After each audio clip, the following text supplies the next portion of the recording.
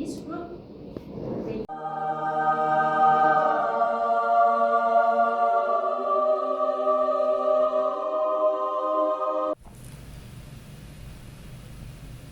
Well, that was quite a long semester. Yeah, a lot of things happened.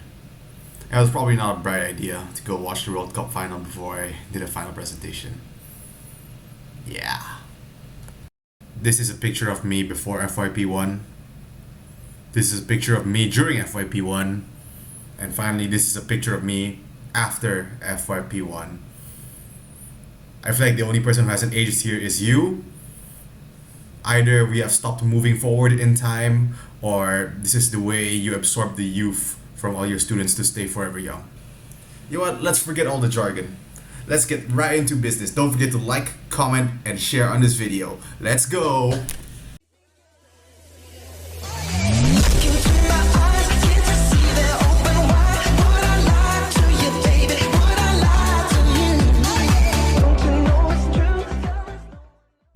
So you've read the title of this video. What does it feel like to be a food innovator? Well, one morning in May, I was about to find out.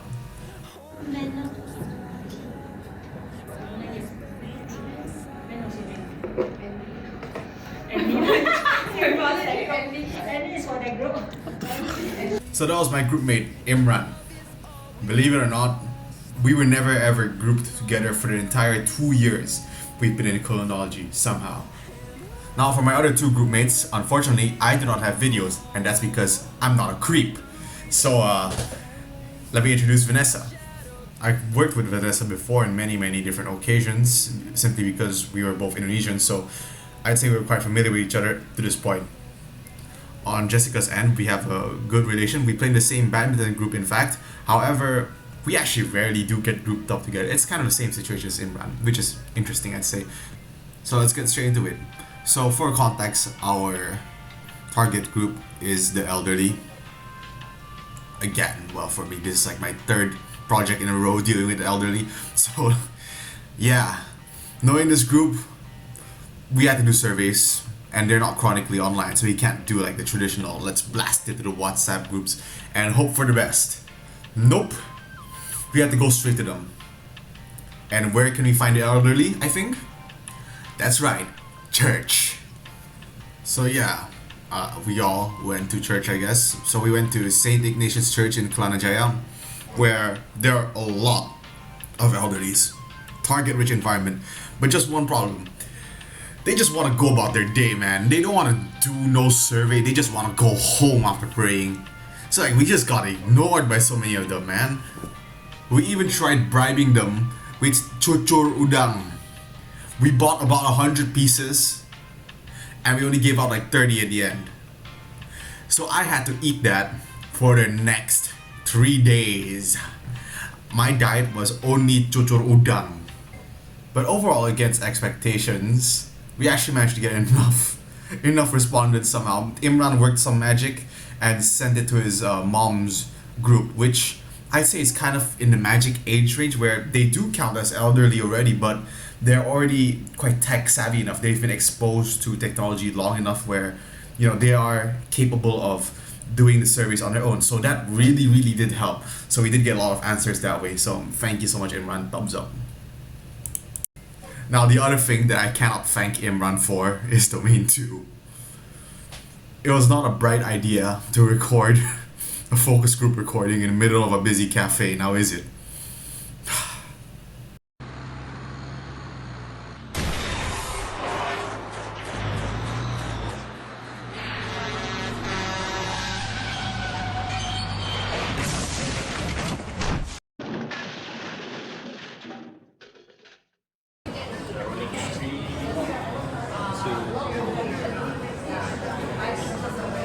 Just saying, I tried plugging this video into TurboScribe, which is a transcribing software, right? It ended up saying that one of our focus group participants liked to eat children. So I had to manually do the entire 1 hour recording with crap audio. Yeah. But other than that, I actually got to travel to Karak for the first time in my life just for this project. And thank God we did not get kidnapped by a ghost. Instead, we got to eat some really good toki lemang. And to be quite frank, I did not understand a single word because I did not understand Mandarin, which is great. Well, looking back, I kind of wish that perhaps Pontianak would just take me that day because next up was Domain 3 and Ideation. Now, Dr. Chong prepared for us a little game session, you could say, which I had a really fun time doing. So, just for that session, our groups were randomized. So, I was grouped with Sylvia, Odella, and Nemo.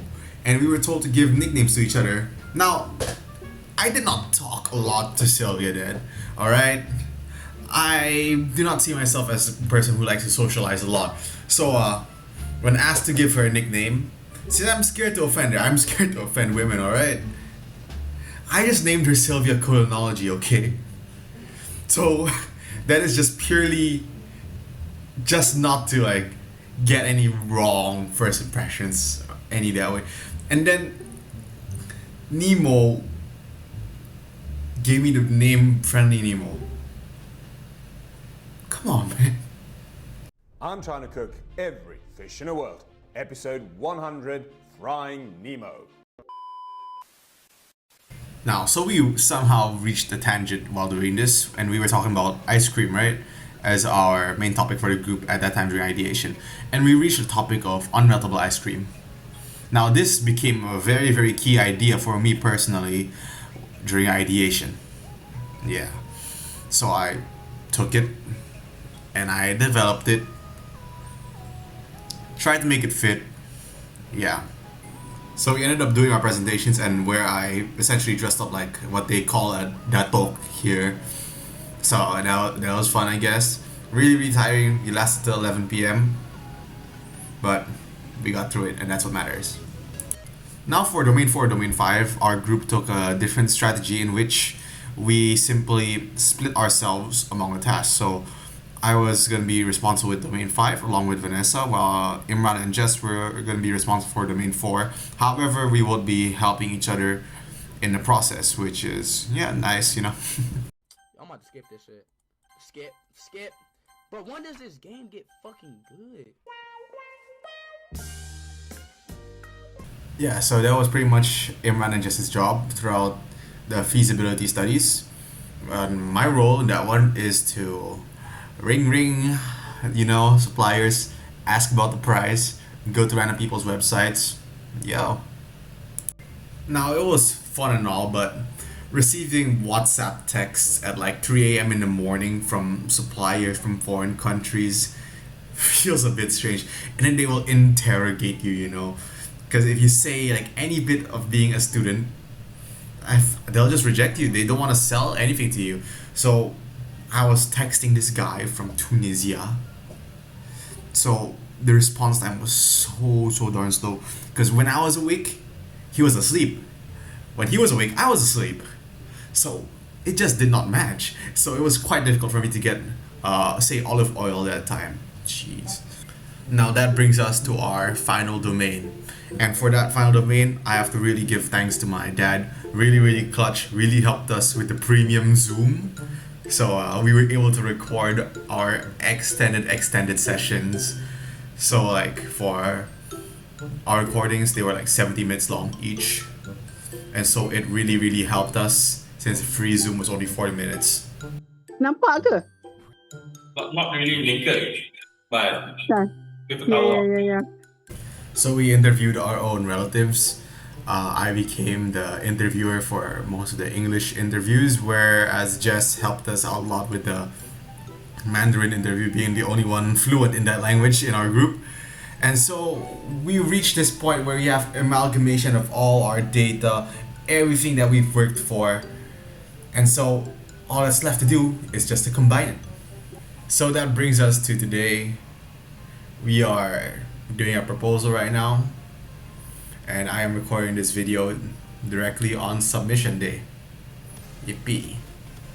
I'd say the most interesting that happened to us, I guess, is we somehow got a bomb threat at our school. God, I love Taylor's University, don't we? And we ended up having to do one of our meetings with Dr. Chong outside in the parking lot and inside a basketball court, which, fun memories, I guess. Fun memories. So that brings us to the end of today's video.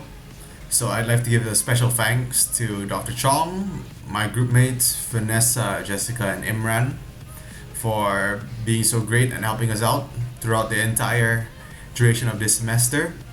So I guess this is me signing out. Don't forget to like, comment, share, and subscribe on this video. Thank you very much. See you again next time.